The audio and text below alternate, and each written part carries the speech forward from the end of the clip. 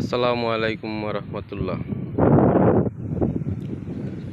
আমি এখন দাঁড়িয়ে আছি ছোট্ট একটি বিলের পারে, যেখানে প্রচুর বাতাস হচ্ছে।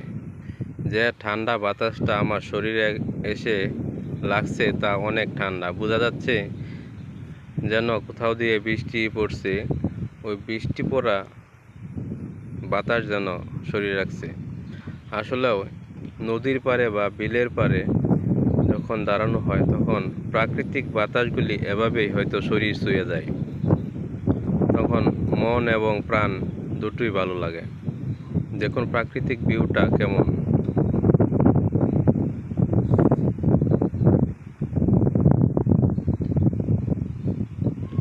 এগুলি মানুষের কোনো ছোঁয়া নেই, এগুলো প্রাকৃতিকভাবে হয়েছে।